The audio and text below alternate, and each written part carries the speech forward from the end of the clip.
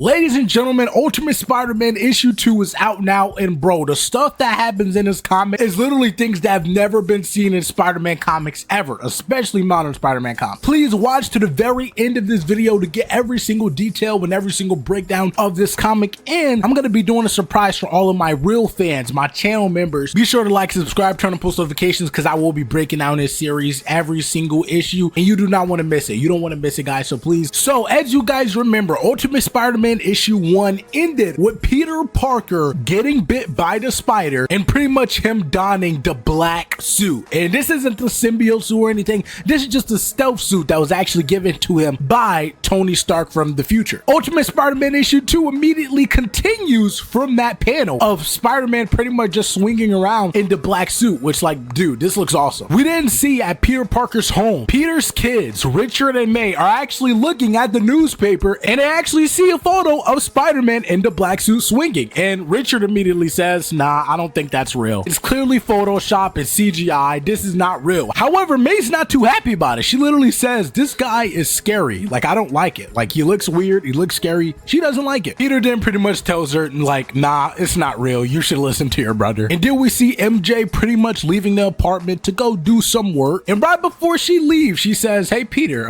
have you been working out? And Peter replies saying, maybe a little. As you guys already know, bro, when you get bit by the spider, it literally enhances your physique, it enhances all of your physicals, and we actually hear Peter's internal monologue where he basically says that. I don't want to be dramatic or anything, but over the past few weeks, I've changed a lot. Along with an increased appetite, I'm literally eating 10,000 calories a day, and also have a decreased need for sleep, and I'm super agile. My reaction times and understandings of spatial awareness are off the charts, and that's when we see Peter crash into a wall. After 2 weeks of practice, I'm still not great at stopping, which does have a little something to do with the final change I've noticed about myself. I can take a beating, a serious beating. So guys, this is nothing we haven't seen in Spider-Man continuity before. We're pretty much just seeing Peter actually understand and notice the changes that has happened to him since getting bit by the spider. The comic then cuts to a sauna scene between James Jonah Jameson and Ben Parker, where they pretty much just discuss their new news studio that they're making together. If you guys read the last issue, these two characters actually quit working for the Daily Bugle because Wilson Fisk, who pretty much owns the Daily Bugle, wanted them to basically lie and not tell the truth and not expose any of the corruption or any of the crime that runs in New York City. We find out that there was actually another attempt on Wilson Fisk's life, which, again, if you read the last issue, the Green Goblin has actually been trying to kill Wilson Fisk. Spoiler alert, guys, just fast forward like 30 seconds if you don't want to hear this, but we actually know the Green Goblin's identity. The Green Goblin's identity is actually Harry Osborn. We actually saw in the variant cover of the design for the character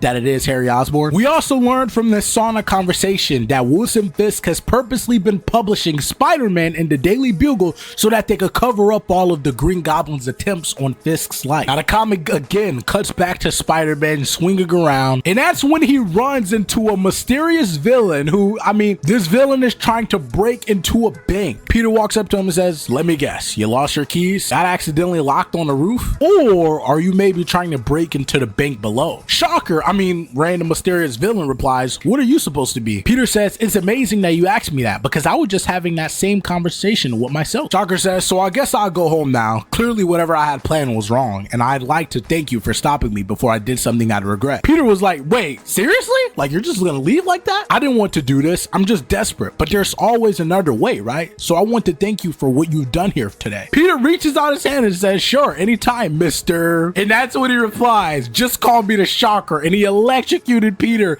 and knocked him across the freaking city. The comic then cuts to later with Peter in his black suit at his house, literally getting some ice cream from the refrigerator and just saying to himself, bro, I can't believe I fell for that. Let's be friends, idiot. As Peter is casually eating his ice cream in his black suit, May, his daughter, actually walks in, looks at him, and immediately starts crying. Once again, guys, from earlier in the comic, May did not like Spider-Man on the newspaper. She thought that he looked weird, scary, and kind of creepy. Peter then says, May, oh God, shh, it's me. It's okay. It's Dad. May says, Dad? May says again, Dad? Peter's like, shh, yes, it's just me, May. May replies, why are you dressed like that guy? I am that guy, May. I got bit by this special spider and it gave me powers. You got bit by a magic spider? Sure, which is why you never have to be afraid of him. The costume, me. I'm sorry I scared you. Come here. We then see May sniffle some more and Peter asks, are you still crying? May's like, nah, bro, you smell bad. It's obviously because he got knocked into a dumpster. Mom's gonna be mad. I know. I planned on telling her, but not just yet. What do you say we wait and tell her and Richard later? For now, just for a little while. This will be our little secret. Deal? May says, maybe. Can I bribe you with some ice cream? May says, yes, but Dad, I still don't like the costume. And Peter replies, maybe we can do something about that too. And guys, this pretty much foreshadows that Peter is gonna change his suit from the black suit to just a red and blue classic suit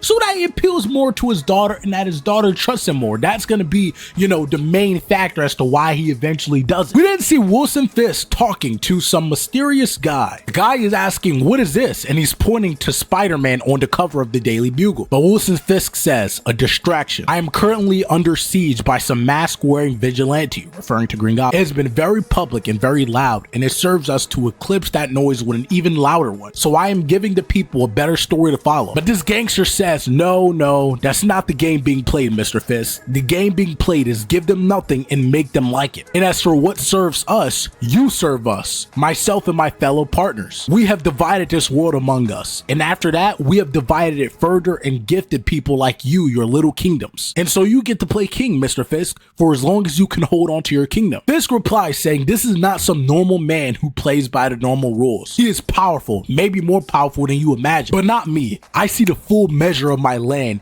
and the full measure of the enemy at my walls. Because I do not play king, I am one. Bro, I don't care what anyone says, bro. Wilson Fisk, the Kingpin, always has the most badass lines in the comic books. The gangster replies saying, then act like it. You have been given great resources. The comic then cuts to later with Peter just chilling on Spider-Man duty. And he's pretty much just checking up on MJ and the kids. And bro, like, MJ looks absolutely beautiful, bro. Like, I'm not trying to make this a simping video, but like, Marco Coquetto's art on MJ, bro, like, she's beautiful, bro. I can't even lie. However, Peter stops texting MJ when he notices Shocker once again, actually breaking into the bank and stealing the cash, and he's walking out. Peter says, hey there, fancy us running into each other again? You know what they call something that someone does at the same time every single day, right? A habit. And you got some bad habits, mister. Shocker replies, yeah, well, who doesn't? And electrocutes Peter. However, Peter's on guard this time, and he says, good try, while webbing Shocker in the face. Shocker replies, who are you? Come on, we've covered this already. I'm the guy who stops people like you. Shocker says, I think you broke my ribs. Sorry about that. I don't really know my own strength yet. But then Shocker pleads, my wife. It's my wife. She's dying. We don't have money, and so we can't pay for the treatment she needs. She needs this, so I don't have any other choice. What would you do if you were in my shoes? Peter, being the sympathetic and empathetic, compassionate person that he is, says, oh, I'm sorry. I can't imagine what that must... Wait, is that true? Shocker then says, what do you think? And then electrocutes Peter once again across the freaking roof and into a dumpster. And then Shocker literally electrocutes himself away and like flies away, which, like, I'm not gonna lie, this looks kind of cool.